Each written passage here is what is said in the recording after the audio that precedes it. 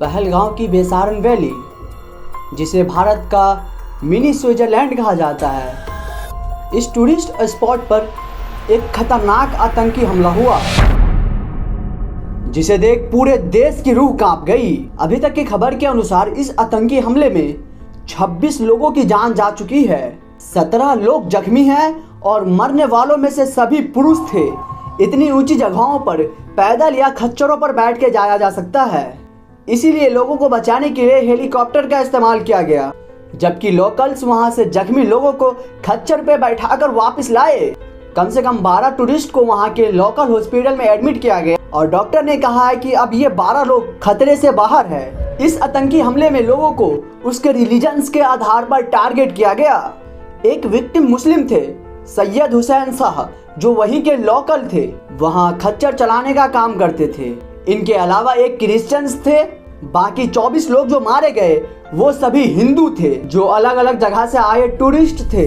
Pakistan based terror लश्कर तायबा के साइडो group ने यानी टीआरएफ ने इस हमले की जिम्मेवारी ली। टीआरएफ का full form the resistance front. 2 साल पहले टीआरएफ ने जब कश्मीर के पत्रकारों को धमकी दी थी, तब मिनिस्ट्री ऑफ होम अफेयर्स ने इसे यूएपी के अंतर्गत एक आतंकवादी संगठन घोषित कर दिया। इंडियन एक्सप्रेस के रिपोर्ट में बताया गया है कि इनिशियल प्रोब के अनुसार 4 से 6 लोग थे जिन्होंने ये हमला किया है। आई विटनेसेस के स्टेटमेंट के आधार पर जम्मू एंड कश्मीर पुलिस ने अटैक करने वालों की 3 पाकिस्तानी की स्केच भी रिलीज कर दी है।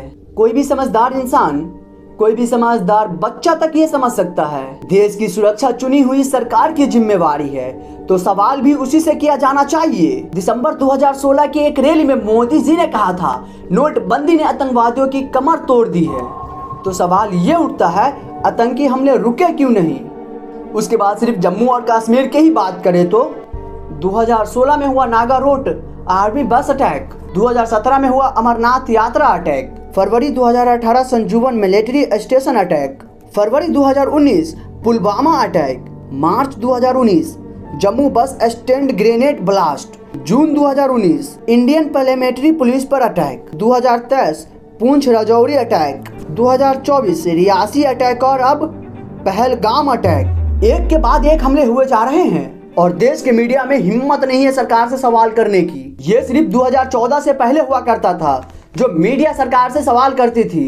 अब इस नए भारत में अर्नब गोस्वामी जैसे नमूने को देखो। अर्नब गोस्वामी इस पहलगाम अटैक के लिए सुप्रीम कोर्ट को जिम्मेवार ठहरा रहा है। ये वही नमूना है जिसकी व्हाट्सएप चैट लीक हुई थी और जिसने पुलवामा हमले के बाद व्हाट्सएप पे मैसेज किया था, this attack we have won like crazy Pulwama. Attack के बाद पहले कवरेज कर लेने का यहाँ जश्न मना रहा था। गोदी मीडिया से एक सिंपल सा सवाल नहीं पूछा जा रहा, जहां इतने सारे टूरिस्ट जमा थे वहां प्रॉपर सिक्योरिटी क्यों नहीं थी। विनय नारवा की बहन हरियाणा चीफ मिनिस्टर के आगे रो रो कर कही मेरा भाई 1.5 घंटे तक जिंदा था, अगर वहां आर्मी होती तो उन्हें बचाया जा सकता था, लेकिन कोई नहीं आया वहां, कोई नहीं। होम मिनिस्टर अमित शाह ने कहा है इस आतंकी हमले के गुनाहगार को बख्शा नहीं जाएगा। अच्छी बात है, पकड़िए उन्हें, जल्दी से सजा दीजिए। लेकिन इसी के साथ सवाल है, क्या आपकी सरकार के पास कोई ऐसी सॉल्यूशन नहीं है ऐसे आतंकी हमले को रोकने का? क्या आपकी सरकार एश्योरेंस दे सकती है फिर ऐसा आतंकी हमला नहीं होगा फ्यूचर में? सलमान खान को तो एश्योरेंस देने के लिए फॉर्मर चीफ मिनिस्टर खुद उनके घर चले गए थे, लेकिन आम लोगों को ऐसे एश्योरेंस कौन देगा? बात यहाँ यह है दोस्तों कि कोई सरकार यहाँ इतनी जहमत क्यों उठाएगी किसी सॉल्यूशन के लिए, जब गोदी मीडिया के जरिए सरकार के सभी फेलियर्स को अचीवमेंट में दिखाया जा रहा है। ये अच्छी बात है कि लोग आपस में रिलीजन्स के आधार पर ना बटे और इस तरह आतंकियों के मंसूबों को नाकाम करे, क्योंकि सभी आतंकवादी तो यही चाहते हैं भारत में धार्मिक नफरत फैले, लोग एक दूसरे से लड़े और हमारा देश टूट जाए।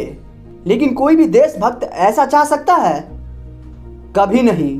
कोई भी देशभक्त यही चाहेगा हमारा देश मजबूत रहे, अखंड रहे। देशभक्त तो एक ही नारा बोलेगा, भारतीय एकता जिंदाबाद। आप भी इस यूनिटी को, संदेह को कमेंट में जरूर लिखिए अगर आप इसे एग्री करते हैं तो। मुझे बस ये बात समझ में नहीं आ रही है कि बीजेपी वालों को इस बात से क्यों करंट लगती है। ध्रुव भाई ने भी चैलेंज दिया था और मैं भी चैलेंज देता हूं सभी बीजेपी वाले नेताओं से और सभी अपोजिट नेताओं से भी अपने सोशल मीडिया पर लिख के दिखाइए, भारतीय एकता जिंदाबाद, भारतीय एकता जिंदाबाद।